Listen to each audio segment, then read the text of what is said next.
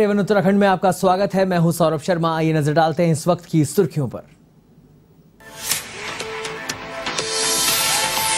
देहरादून में राज्य स्तरीय बैंकर समिति की बैठक। सीएम धामी और शहरी विकास मंत्री प्रेमचंद अग्रवाल ने की शिरकत। समिति और राज्य सरकार के बीच विभिन्न मुद्दों पर की गई चर्चा।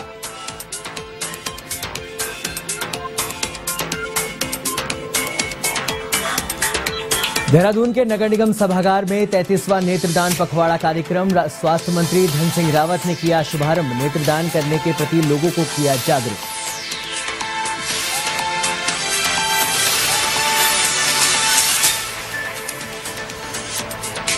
कांग्रेस के प्रदेश अध्यक्ष करण महारा का सरकार पर प्रहार। बाढ़ से आई आपदा में सरकार को बताया पूरी तरह से फेल। कहा सरकार के पास नहीं है आंकड़े, कितनों की गई जान और कितने लोग हैं अभी भी लापता।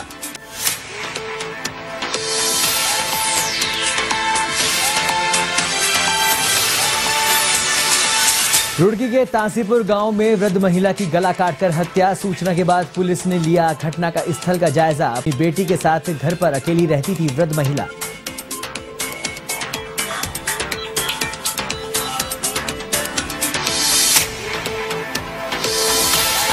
फुलभट्टा थाना पुलिस की बड़ी कार्रवाई। बाइक पर सवार 2 आरोपियों को दबोचा। करीब 2 करोड़ रुपए की 5 किलो अवैध चरस बरामद।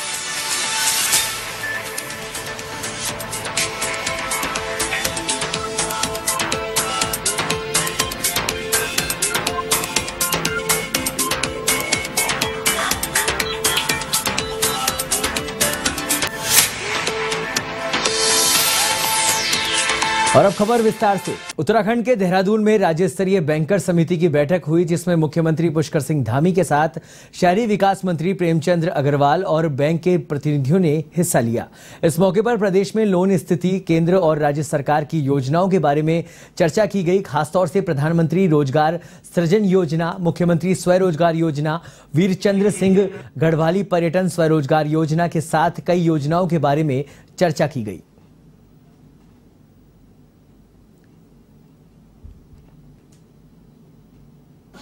क्योंकि ये जो हमारी SLBT बैंकर समिति की जो बैठक है ये प्रत्येक 3 माह में होती है और इसमें हम लोग समीक्षा करते हैं जो भारत सरकार की हमारी बहुत सारी योजनाएं जिसमें चल रही है। मुद्रा बैंक की योजना है, स्वनिधि योजना है, रोजगार सृजन के कार्यक्रम हैं, राज्य के हमारे जो मुख्यमंत्री स्वरोजगार योजना है, मुख्यमंत्री नैनो योजना है, वीरचंद्र सिंह गढ़वाली की योजना है, राष्ट्रीय आजीविका मिशन के अंतर्गत चलने वाली जितनी भी योजनाएं हैं उसमें बैंकों से ऋण इत्यादि लेने की व्यवस्था है। उसमें कितना अभी तक प्रगति हुई है, कितना योगदान हुआ है, किसान क्रेडिट कार्ड है, उन सभी पर समीक्षा हुई है। और अभी तक जो इस वर्ष का समय है उसमें काफ़ी चीज़ों में काफ़ी प्रगति की है, लेकिन हमने कहा है कि और ज़्यादा हम अपने लक्ष्य।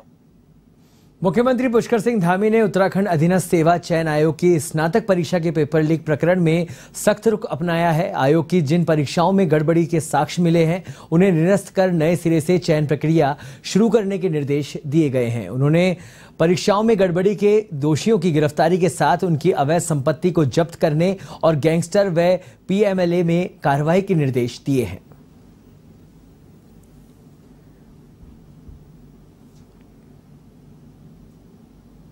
है कि भ्रष्टाचार पर हम कतई भी कोई समझौता नहीं करने वाले हैं। चाहे कोई भी इसमें इन्वॉल्व होगा तो उसके खिलाफ कार्रवाई होगी।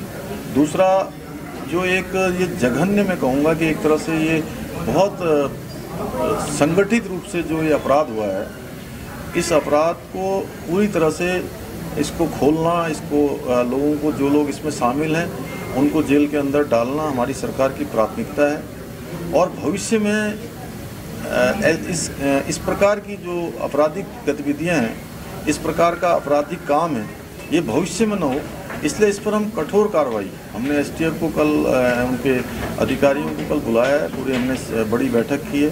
उस बैठक में ठोस तरीके से हमने कहा है कि जल्दी से जल्दी कार्रवाई करें और जो लोग भी इसमें शामिल हैं उनकी संपत्तियों की जाँच हो, उन पर गुंडा एक्ट और रासुका जैसी जो धाराएँ हैं वो लगाई जाएँ। और भविष्य में जो परीक्षाएं होनी है उसके लिए हम एक रास्ता तलाश रहे हैं कि किसी भी होने वाली परीक्षाओं में विलंब न हो, इसलिए सारे पहलुओं पर ध्यान रखें। हमारा पहला उद्देश्य ये है कि किसी भी तरीके से हमारे परीक्षार्थियों को, हमारी बेटियों को, बेटों को इसमें उनको विलम्ब न हो, उनके करियर पर। भारत सरकार द्वारा 25 अगस्त से 8 सितंबर तक नेत्रदान पखवाड़ा कार्यक्रम चलाया जाता है। इस दौरान देहरादून के नगर निगम सभागार में 33वां नेत्रदान पखवाड़ा का कार्यक्रम आयोजित किया गया, जिसमें स्वास्थ्य मंत्री धन सिंह रावत, मेयर सुनील उनियाल गामा, स्वास्थ्य प्रभारी सचिव डॉक्टर राजेश कुमार उपस्थित रहे। वहीं नेत्रदान पखवाड़ा कार्यक्रम में लोगों को नेत्रदान करने के प्रति जागरूक किया गया।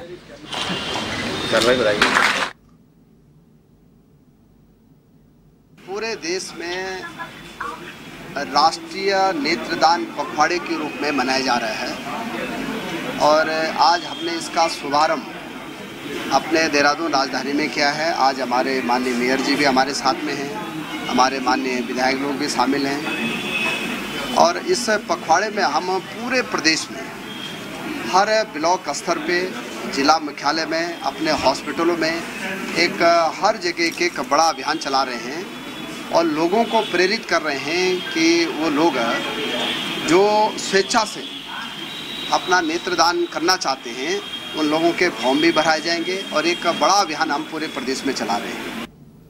दिनेशपुर में ट्रॉफी बैडमिंटन अंडर 15 अंडर 21 प्रतियोगिता का पूर्व कैबिनेट मंत्री और क्षेत्रीय विधायक अरविंद पांडे और बैडमिंटन खिलाड़ी मनोज सरकार के द्वारा विजेता और उपविजेताओं को ट्रॉफी प्रदान कर खेल का समापन किया गया। इस दौरान पैरा बैडमिंटन खिलाड़ी प्रेमा विश्वास ने जापान में होने वाली बैडमिंटन प्रतियोगिता में सरकार के द्वारा पैसे और व्यवस्था न किए जाने पर दुख व्यक्त किया, जिस पर पूर्व कैबिनेट मंत्री अरविंद पांडे ने कहा कि प्रेमा विश्वास को हर संभव की मदद की जाएगी। बहुत बहुत धन्यवाद। कोई चीज हम नया करते हैं किसी काम के उपयोग के लिए, तो जैसे जैसे करते हैं ना, नई नई चीजें अपने आप कोई ना कोई और भी जरूरतें महसूस होने लग जाती हैं। तो हमें लगता है कि पहले यहाँ इस इलाके में कुछ भी नहीं था, ना इंडोर स्टेडियम थी ना आउटडोर था। हम लोगों ने पहली बुनियाद रखी, तो हमको समय समय पर जब बच्चे इसका उपयोग करते हैं तो आवश्यकता भी महसूस होती रहती है। तो ये जीवन में चलने वाला चक्र है, जब एक काम करोगे तो दूसरे की मांग हो जाएगी, दूसरा करोगे तो तीसरी मांग हो जाएगी। तो ऐसा नहीं, जिस समय किया गया उस समय की ये मांग थी और आने वाले समय में बच्चों को और सुविधा चाहिए, उनको डाइट चाहिए, उनको और भी खेल के लिए जो सामग्री होती है ये चाहिए। लेकिन उस समय खेल मंत्री होते हुए खेल नीति में हमने प्राविधान किया कि जो बच्चे 8 साल से लेकर 14 साल, 14 साल से लेकर 23 साल, जो बच्चे अपने टेस्ट में पास होंगे डिस्ट्रिक्ट लेवल पे, एक एक बच्चे को कम से कम हम 1500 रुपये प्रति माह स्कॉलर। कांग्रेस के प्रदेश अध्यक्ष करण माहरा ने सरकार को आपदा राहत से पूरी तरह फेल बताया है। उन्होंने कहा कि 5 दिन बीतने के बावजूद सरकार मलबे में दबे शवों को नहीं ढूंढ पा रही है। अगर सरकार समय से मलबे में दबे लोगों का रेस्क्यू कर लेती तो उनका जीवन बच सकता था। उन्होंने कहा कि आपदाग्रस्त क्षेत्रों में अतिक्रमण हुआ है तो उस पर कोई कार्रवाई नहीं की जा रही है। उन्होंने सरकार पर आरोप लगाया कि सरकार आंकड़ा नहीं बता पा रही है आपदा में कभी तक कितने लोगों की मौत हुई है और कितने लोग लापता हैं।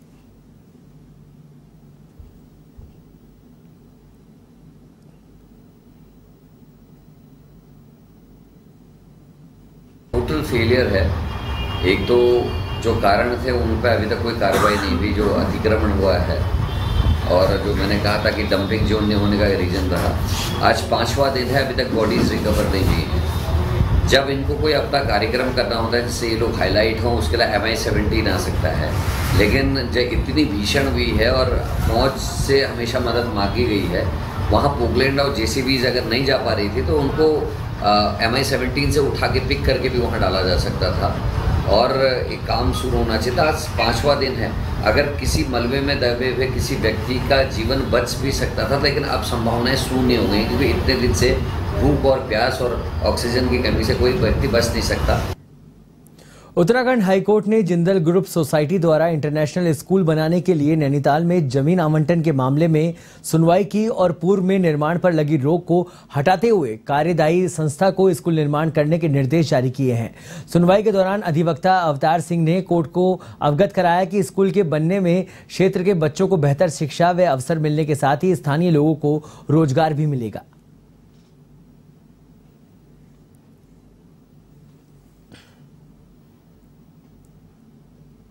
नैनीताल का मामला जहाँ तक है, जिंदल ग्रुप की एजुकेशनल सोसाइटी ने ज़मीन के लिए अप्लाई किया था कि सरकार से कहा था कि हम यहाँ इंटरनेशनल बैकलॉरेट की एक कोएड स्कूल बनाएंगे बहुत अच्छा, जो कि इस देश में सिर्फ 11 हैं करीब करीब।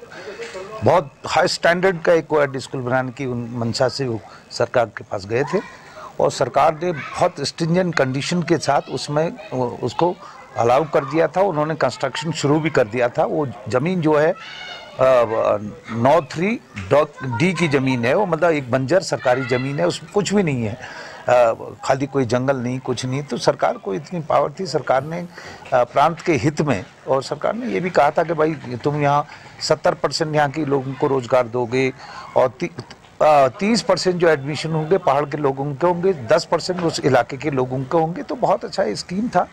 तो कुछ लोगों ने मारपीट झगड़ा करके फिर PIL एक यहाँ पे फाइल की थी। अल्मोड़ा जिले के जैती क्षेत्र में स्थित धामदेव में शहीद दिवस मनाया गया, जहां स्वतंत्रता सेनानी नरसिंह और टीका सिंह ने अंग्रेजों से लड़कर बलिदान दिया था। उनकी बरसी पर हर साल धामदेव में शहीद दिवस का कार्यक्रम मनाया जाता है और इस बार कार्यक्रम में पूर्व CM हरीश रावत पहुंचे और कहा कि कांग्रेस सरकार ने शहीदों के स्थल को और स्मारक को बनाने का काम किया है, लेकिन सरकार को शहीदों के इन स्थलों को धाम में विकसित किया जाना चाहिए। और वहीं नेता प्रतिपक्ष यशपाल आर्य ने कहा कि नरसिंह और टीका सिंह जैसे लोगों की बदौलत ही हमें आज़ादी मिली। ऐसे में महान स्वतंत्रता संग्राम सेनानी हमारे लिए प्रेरणा के स्रोत हैं।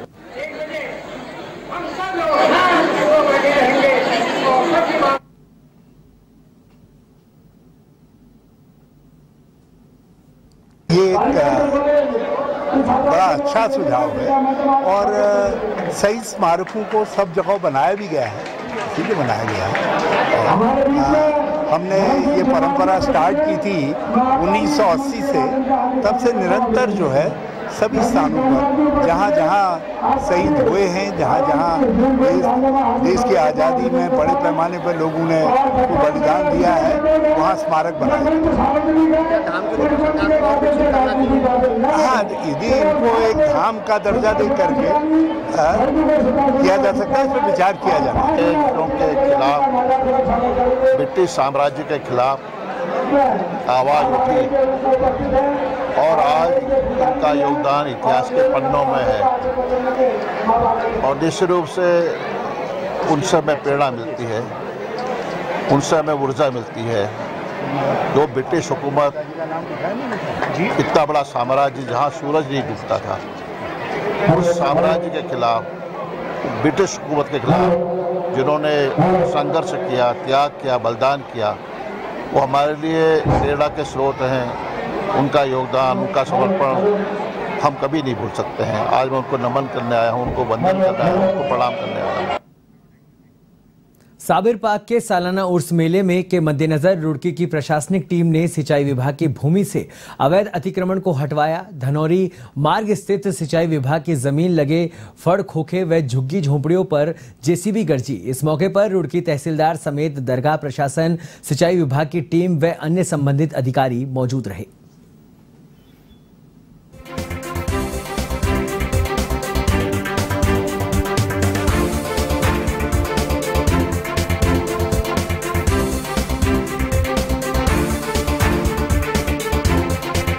एम्स के पास से शिवाजी नगर के नियमों के विपरीत चल रहे 4 मेडिकल स्टोर पर ड्रग इंस्पेक्टर ने ताला लगा दिया है और एक मेडिकल स्टोर संचालक को गिरफ्तार किया गया है। मामले में ड्रग और पुलिस विभाग अग्रिम कार्रवाई करने में जुट गया है। आपको बता दें कि ड्रग इंस्पेक्टर अनीता भारती ऋषिकेश में औचक निरीक्षण के लिए पहुंची। इस दौरान ड्रग इंस्पेक्टर ने शिवाजी नगर के कई मेडिकल स्टोर्स पर छापेमारी की।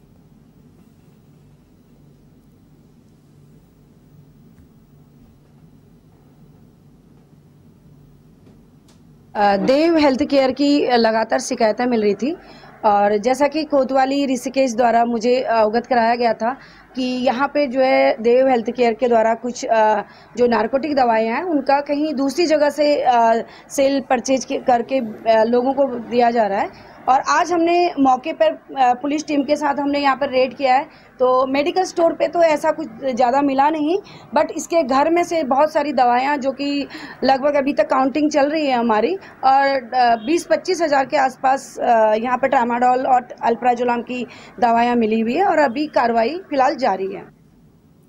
हरिद्वार के रानीपुर कोतवाली में सलेमपुर निवासी अलाउत्तर रहमान से हुई लूटपाट के मामले में पुलिस और एसओजी ने बड़ी कार्रवाई की है। पुलिस ने लूट के 3 आरोपियों को गिरफ्तार किया है। साथ ही आरोपियों से अवैध हथियार भी बरामद किए हैं। फिलहाल आरोपियों से पूछताछ जारी है।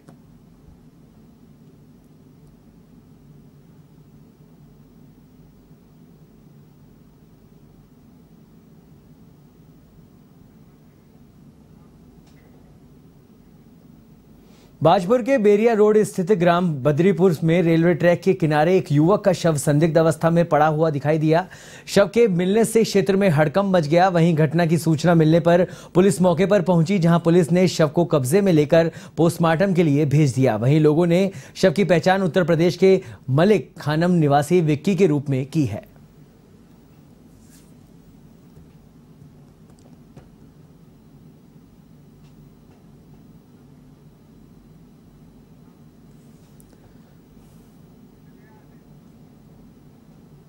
एक 112 के माध्यम से एक सूचना प्राप्त हुई केलाखेड़ा थाने में, और इस सूचना पर एसओ केलाखेड़ा और चौकी इंचार्ज बेरिया दौलत मौके पर मौजूद आए।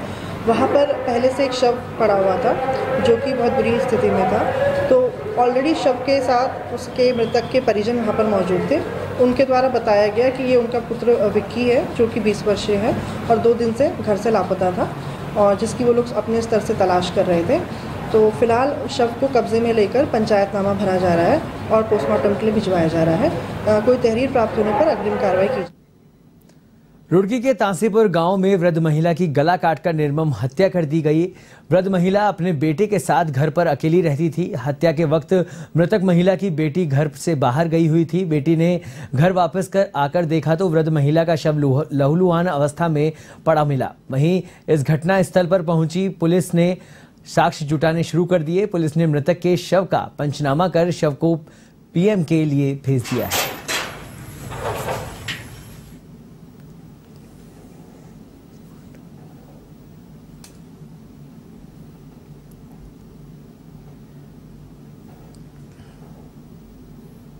फुलभट्टा थाना पुलिस को बड़ी कामयाबी हासिल हुई है। पुलिस ने चेकिंग के दौरान बुलेट बाइक पर सवार 2 आरोपियों से करीब 2 करोड़ कीमत की 5 किलो अवैध चरस बरामद की है और 3000 रुपए नगद जब्त किए हैं। एसपी सिटी मनोज कत्याल ने खुलासा करते हुए बताया कि पकड़े गए दोनों आरोपियों के खिलाफ लालकुआं थाने में कई मामले दर्ज हैं। वहीं पुलिस टीम को 7000 रुपए का नगद पुरस्कार देने की घोषणा की गई है।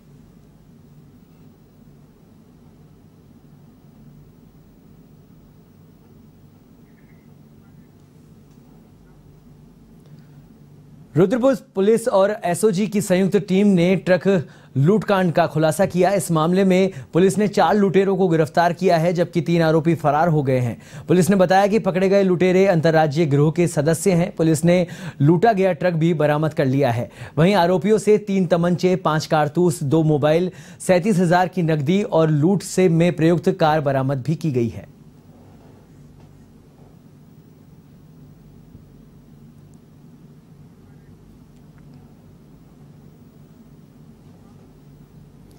खबर गदरपुर से है, जहां दिनेशपुर पुलिस टीम द्वारा जुआ खेलते हुए 3 अभियुक्तों को गिरफ्तार कर मौके से 52 पत्ते ताश के और 13,750 रुपए बरामद किए हैं। आपको बता दें कि वरिष्ठ पुलिस अधीक्षक द्वारा संदिग्ध व्यक्ति, वस्तुओं और वाहन चेकिंग अभियान चलाया जा रहा है, जिसके अंतर्गत थाना अध्यक्ष अनिल उपाध्याय के नेतृत्व में थाना पुलिस टीम द्वारा मुखबिर की सूचना पर वार्ड नंबर 7 दीपक मंडल के घर के पास जुआ खेलने की सूचना पर मौके पर पहुंची पुलिस ने 3 लोगों को जुआ खेलते हुए गिरफ्तार किया है।